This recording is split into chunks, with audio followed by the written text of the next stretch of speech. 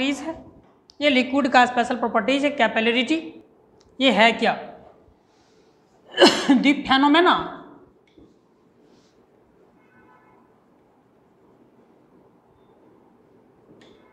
या phenomena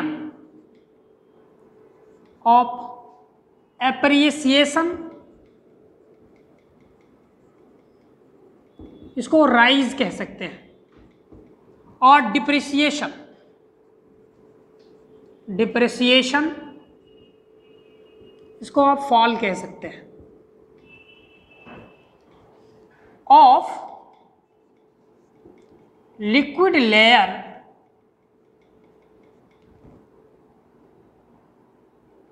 from adjacent layer in a small capillary tube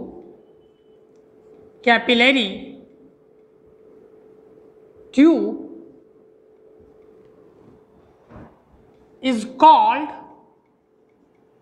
capillarity. Capillarity यानी पतले capillary tube में किसी लिक्विड का ऊपर चढ़ जाना जो मेन लेयर है उसके कॉरस्पॉन्डिंग, या उससे नीचे जाना, ये क्या कहलाता है? कैपिलरिटी कहलाता है। सपोज दैट हमारे पास एक कंटेनर है, ये इसमें इस लेवल तक वाटर भरा हुआ है या कोई और लिक्विड, समान तौर से जिसकी स्पेसिफिक ग्रेविटी कम होती है उसमें राइज होता है, जिसकी ग्रेविटी ज़्यादा होती है उसमें फॉल या डिप्रेसिएशन होता है। इसमें आपने क्या किया? एक पतला ट्यूब डाल दिया, ये पतला कैपिलरी ट्यूब यहाँ डाल दिया,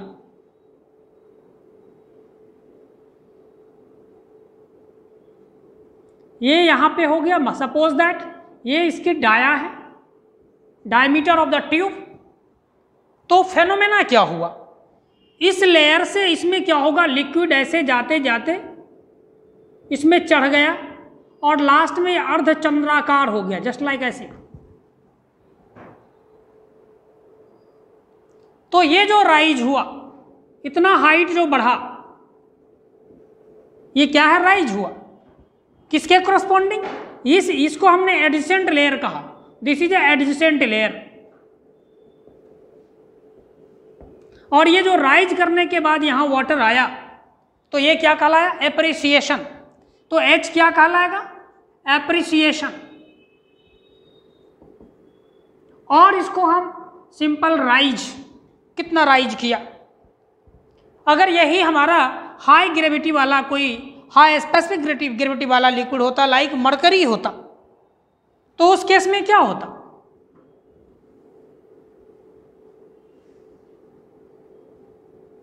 यहां मैंने वही कैपिलरी ट्यूब जिसका डाया यहां पे भी डी है, कहां पे इसको रखा? मरकरी के अंदर। मरकरी लेयर इतना था,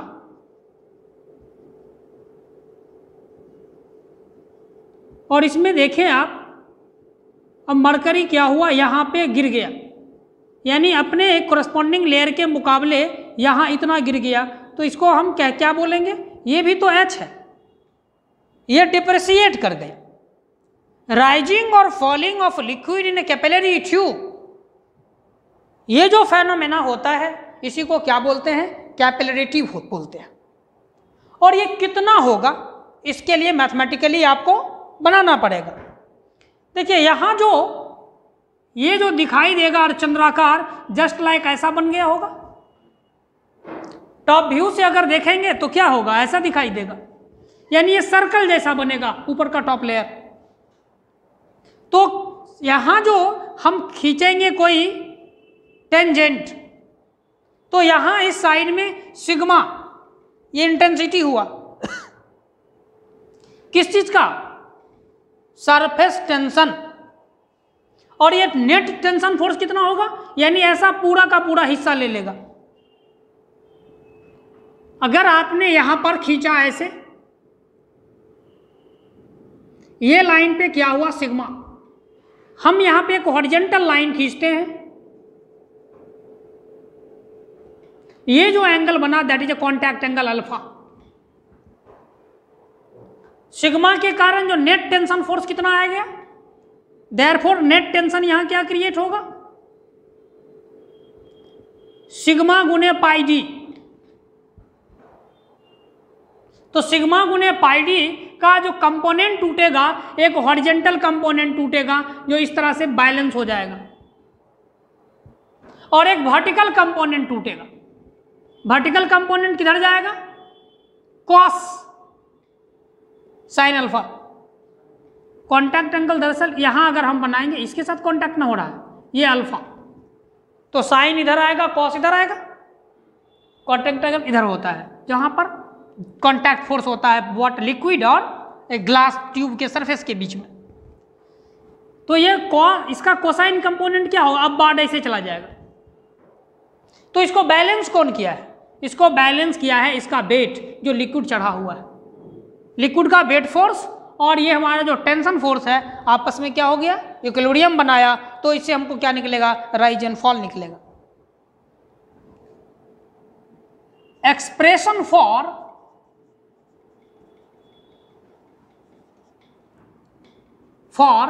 एप्रिसिएशन और depreciation of liquid in capillary tube, capillary tube. Let us consider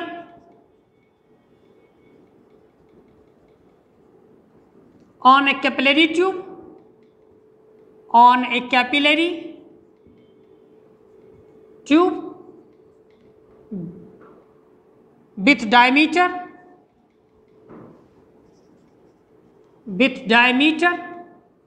small d is placed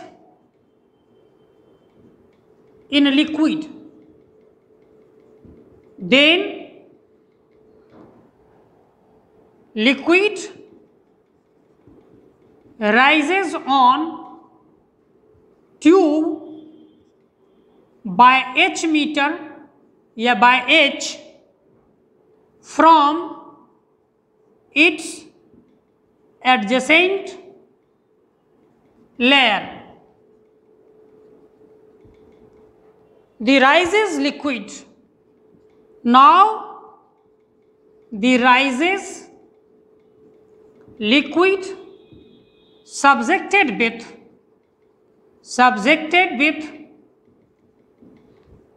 tension force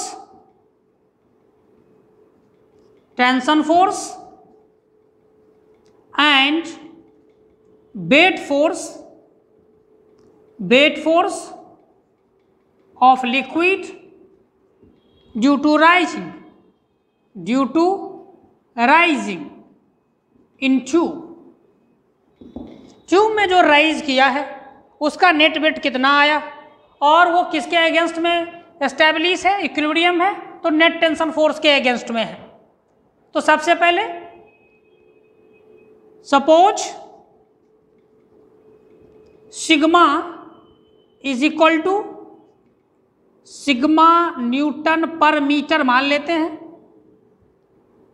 each surface tension at the contact surface alpha को मान लेते हैं, that is contact angle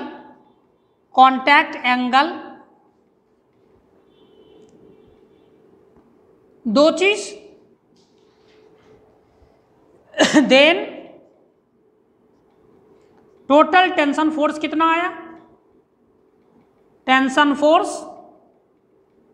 due to surface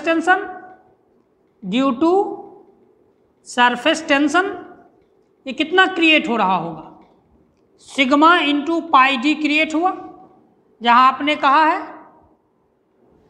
capillary tube का diameter small D है।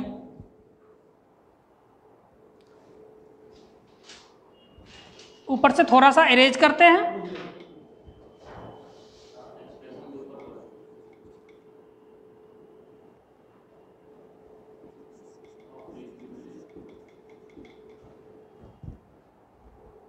यहां भी इतना में भी मेरा बन जाएगा अगर राइट साइड लेफ्ट साइड आ रहा हो तो। अब इसका देखिए total weight force of liquid क्या होगा। Total weight force of liquid in tube due to appreciation. ये क्या है, जस्ट लाइक सिलेंडर जैसा हो गया। सिलेंडर का वॉल्यूम कितना होता है, सिलेंडर का वॉल्यूम क्या होगा यानी π/4 d² एरिया हुआ इंटू हाइट हुआ, πr² होता है ना। r को मैंने d में कन्वर्ट किया तो यहाँ 4 आ गया, 2 2 जा 4। ये एप्रिसिएशन हुआ। यहाँ आपने वेट लिखा है, अगर इसको ओमेगा से मल्टीप्लाई कर दें, स्पेसिफिक वेट कौन सा लिक्विड है उस पर डिपेंड कर रहा है। तो स्पेसिफिक वेट गुना वॉल्यूम इक्वल टू क्या होता है, स्पेसिफिक वेट गुना वॉल्यूम। याद कीजिए स्पेसिफिक वेट का क्या डिफिनीशन आपने पढ़ा, आपने कहा वेट पर यूनिट वॉल्यूम। तो क्रॉस प्रोडक्ट अगर करेंगे तो specific weight into V equal to W होगा। नहीं समझ में आया? आप देखिए स्टार्ट पढ़ा था स्पेसिफिक वेट का डिफिनीशन, तो मैंने वही किया, ओमेगा कर दिया, तो यहाँ हमने कैपिटल W लिख दिया। ये किसका वेट हुआ, ये कहाँ लगेगा, हमेशा ये डाउनवर्ड लगता है।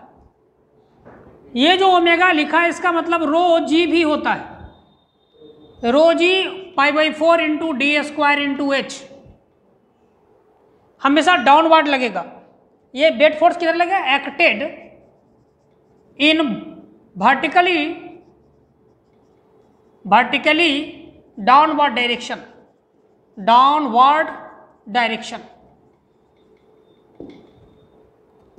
तो इसका जो आप फोर्स आया, टेंशन फोर्स जो आया सिग्मा, यानी ये सिग्मा πd ऐसे लग रहा है। सिग्मा πd का वर्टिकल कंपोनेंट क्या होगा, this weight balanced by vertical component of tension force. इसका जो टेंशन फोर्स है उसका वर्टिकल कंपोनेंट क्या होगा, sigma πd cos alpha, that is a sigma πd cos alpha. अगर आप तोड़ेंगे इसको तो इस डायरेक्शन में जो फोर्स आ रहा होगा, यानी ऐसे तोड़ेंगे तो ये क्या होगा, sigma πd cos alpha. Horizontal तो दोनों तरफ सेम आएगा, सिग्मा πd साइन अल्फा, और एक दूसरे को काउंटर बैलेंस कर देगा। वर्टिकल वाला जो हिस्सा है यही क्या करेगा, इसको काउंटर बैलेंस करेगा 1 और 2 को। तो यहाँ एक लाइन आप लिख दीजिए, अंडर इक्विलिब्रियम